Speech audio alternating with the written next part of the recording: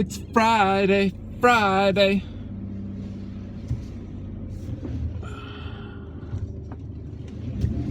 It is Friday and I am leaving work on the long commute home. I almost forgot. Oh, there it goes. I knew it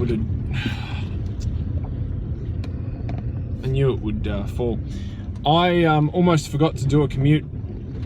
I couldn't be bothered doing it this morning, so I almost forgot to do it this afternoon. And I knew or know that all of you commuters would be so upset if I didn't do it. And I'm just talking to Brian. Because Brian's the only one that watches the show. And even then, Brian doesn't even watch the entire show because YouTube analytics tells me that not everybody watches, or the average view time is not what the average episode time is. So that's a bit disappointing. But with shit like this, who can blame you? So it is Friday, I'm driving home. I don't know exactly what I should talk about today. I've had a bunch of things going off in my head. I really wish more people would watch this show and then they could send me emails and tell me how they commute, what they think, what you think, what we all think. And then I'd have more topics and we could start a little bit of a commuting community. But what are you gonna do? This is actually something that Brian would be able to answer if he were here. And I'm thinking about the ways we all commute and why we commute and whether that's a benefit, whether that's a negative, who knows. The idea of staying at home.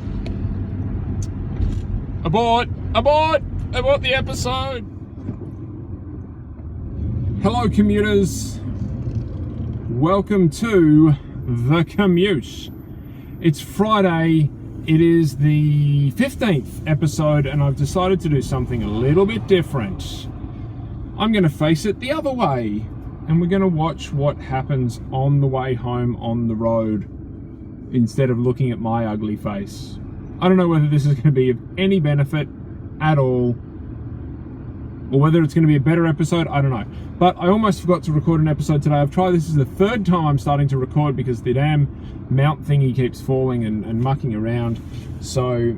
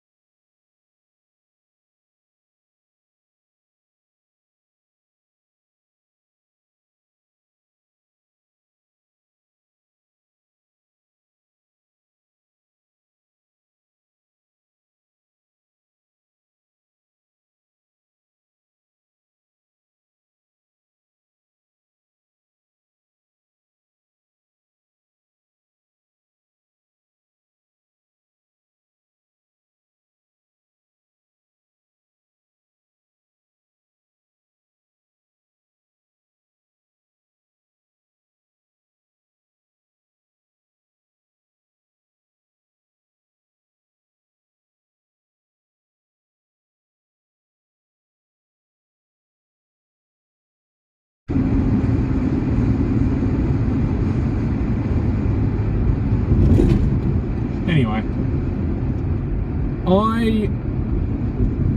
this is a terrible episode. I'm gonna give this a title, this episode. It's called Don't Listen to It, but don't watch it, because this is terrible. I'm just gonna try and push my way through another 2.5 minutes.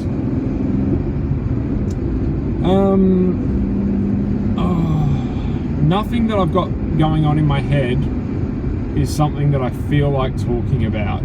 The militia have given up. They were one of the first topics that I talked about, I think, in one of the test episodes. And after one of them was shot, the leaders were arrested. And I liked it. I love the fact that because of technology these days, they were live streaming. They had their phones and stuff working, and they were live streaming what was going on. There's no throwing in a phone with a really long cable anymore. It's all about live streaming and just sending a text and having if you're going to do like a hostage situation and stuff these days, you're going to have a Facebook account dedicated to it, like a fan account and a live stream account, so that you can show what's going on. It's really quite ridiculous.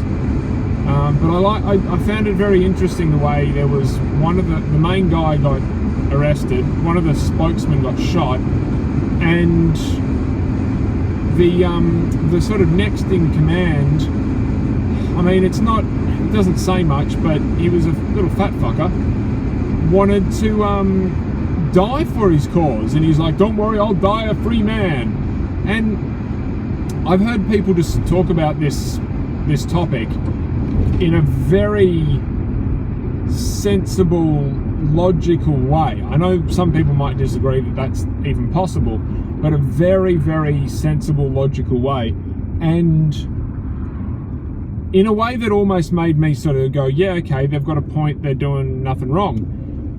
But this guy, it seemed like the leaders of the group were like, no, we're going to do this fine, and we're not going to cause any problems, we're just going to make our point, and then that's it. And that's what it seems like. Even though I don't know how the firefight happened, but this other guy that took over leadership within there was like 6 of them left or something in the refuge, and he seemed like he was just a nut job that was like, I want to get shot, I want to be a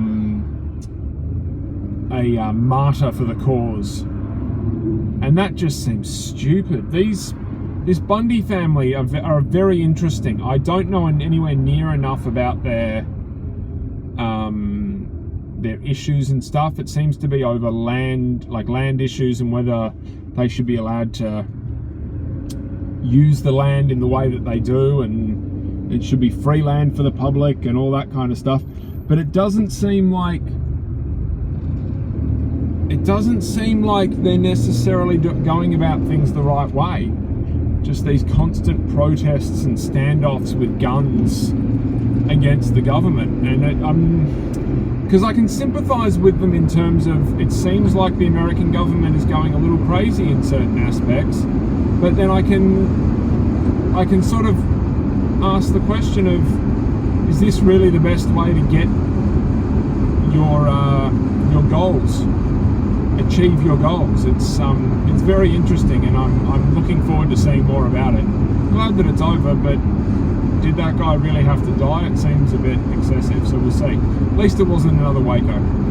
Anyway, nice quick episode again, longer than yesterday, but what you're going to do, facing the other way. We'll see what you guys think, whether you like it, whether it's better to have my face or not my face. Thank you very much for listening.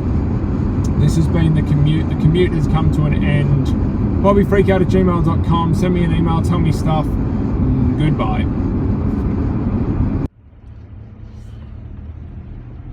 Test 1 2.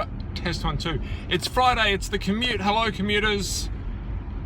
On the way home, I almost forgot to do an episode today, and it's moved again.